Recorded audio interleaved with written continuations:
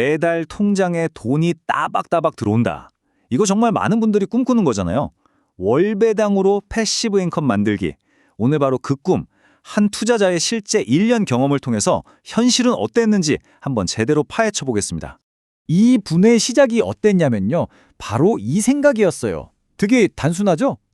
3천만 원 넣으면 연 10%니까 월 25만 원이네? 쉽네? 우리도 흔히 할 수 있는 계산이잖아요. 근데 말이죠. 현실은 완전 달랐습니다. 자, 보세요. 기대했던 건 월 25만 원인데 실제로 손에 쥔 돈은 평균 19만 7천 원. 이거 목표의 80%도 안 되는 돈이거든요. 아니 매달 5만 원 넘게 차이가 나는데 이 돈 다 어디로 사라진 걸까요?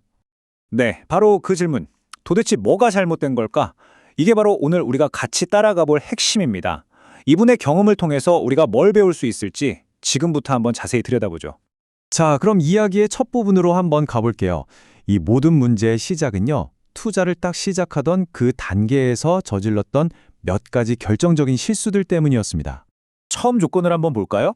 자본금 3천만 원, 그리고 목표는 세전 월 25만 원. 이걸 위해서 고배당주에 집중했죠. 근데 여기서 첫 번째 아주 큰 실수가 나옵니다. 바로 세금 혜택이 있는 ISA 계좌, 그러니까 절세 계좌를 안 쓰고 그냥 일반 계좌로 시작했다는 거예요. 아, 이거 정말 아쉬운 부분이죠. 그리고 이게 두 번째 실수입니다. 포트폴리오를 한번 보세요. QILD라고 커버드 콜 전략으로 엄청난 고배당을 준다고 유명한 ETF가 있거든요. 여기에 자산의 무려 절반을 몰빵한 겁니다. 와, 10%가 넘는 그 배당률의 유혹에 그냥 푹 빠져버린 거죠. 위험 분산 같은 건 생각도 못하고요. 그 결과는요. 정말 뼈 아팠습니다. 이 타임라인을 보시면 배당은 꼬박꼬박 들어오는데 정작 내투자 원금은 계속 녹아내리고 있었던 거예요. 6월에는 마이너스 6%, 심지어 9월에는 거의 마이너스 10%까지 폭삭 주저앉았죠. 이게 바로 말로만 됐던 원금 잠식의 무서운 현실입니다. 그러니까 그동안 받은 배당금을 다 빼고 순수하게 원금만 계산해보니까 1년 만에 96만 원이 그냥 공중으로 사라져버린 겁니다. 이 숫자 하나만 봐도 포트폴리오 관리에 심각한 문제가 있었다는 걸 바로 알 수 있죠. 하지만 이야기가 그냥 실패담으로 끝나진 않습니다. 다행히 이 투자자, 자기 실수를 깨닫고 행동에 나서기 시작하거든요. 바로 여기서부터가 이야기의 진짜 전환점이죠. 자, 다시 한번 기억을 되살려 볼까요? 이게 바로 그 문제의 초기 포트폴리오입니다. QILD에 50%나 쏠려 있던 바로 그 구조예요. 그리고 이게 바로 싹 뜯어 고친 포트폴리오입니다. 와, 완전 달라졌죠? 문제의 그 QILD 비중을 20%로 확 줄여버리고 그 빈자리에 뭘 넣었냐? 바로 SCHD. 주가도 오르고 배당도 같이 성장하는 아주 든든한 배당 성장주 ETF를 25%나 새로 넣은 겁니다. 훨씬 더 안정적으로 보이죠? 이 변화의 효과요, 정말 즉각적으로 나타났습니다. 놀라운 건 원금 까먹는 걸 막았을 뿐만 아니라 월평균 배당금 자체가 오히려 늘었다는 거예요. 17만 원대에서 21만 원대로 훌쩍 뛰었죠. 그러니까 안정성이랑 수익성, 두 마리 토끼를 다 잡기 시작한 겁니다. 자, 이제 이 이야기의 하이라이트입니다. 이 투자자가 1년 동안 정말 피땀 흘려가며 얻어낸 7가지 교훈. 이건 뭐 여러분들을 위한 일종의 오답노트 혹은 치트키라고 할 수 있겠네요. 이 7가지 정말 하나하나가 다 피가 되고 살이 되는 조언입니다. 한번 짚어볼까요? 첫째, QILD 같은 초구배당 ETF, 물론 매력적이죠. 근데 원금 하락 위험이 너무 크니까 비중은 20% 내외로만 가져가라. 둘째, 환율. 이거 정말 예측하기 어렵잖아요. 그러니까 처음부터 너무 욕심내지 말고 보수적으로 목표를 잡아라. 셋째, 세금. 이거야말로 수익률 갉아먹는 주범이거든요. ISA 같은 절세 계좌는 무조건 첫날부터 쓰는 게 기본입니다. 기본. 넷째, 한 곳에 몰빵하지 말고 소득, 성장, 안정 이 세 가지를 골고루 챙길 수 있게 분산 투자해라.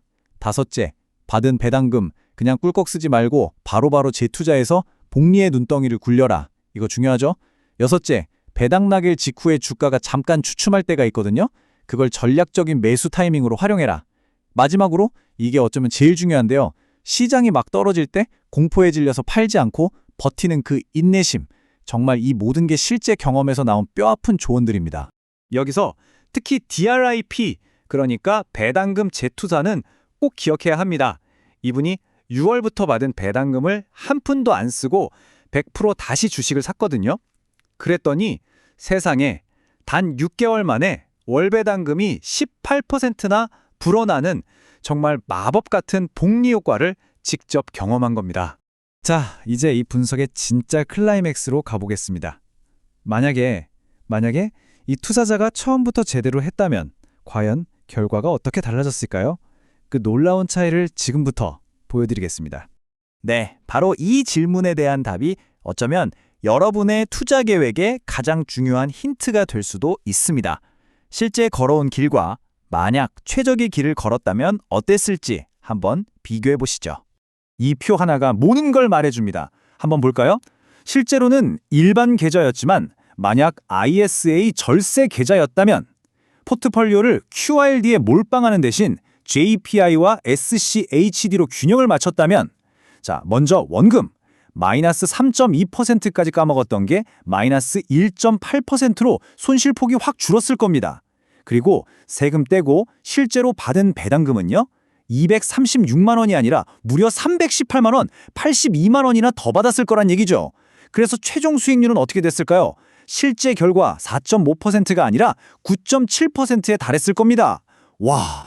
네, 바로 이겁니다. 수익률이 2배 이상 차이 나는 결과. 똑같은 돈, 똑같은 시장 상황이었는데도 불구하고 단지 처음에 어떤 계좌를 선택하고 포트폴리오를 어떻게 짰느냐. 이 두 가지 선택이 이렇게나 극적인 차이를 만들어낸 겁니다.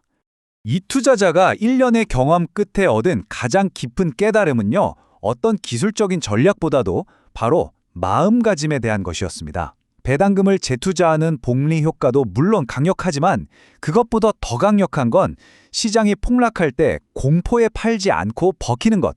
바로 인내의 복리였다는 거죠. 자, 오늘 한 투자자의 정말 뼈아픈 실패와 또 그만큼 값진 교훈들을 함께 살펴봤습니다. 이제 여러분 스스로에게 한번 질문을 던져볼 차례인 것 같아요. 여러분의 투자 첫 해, 여러분은 어떤 실수를 피하시겠습니까?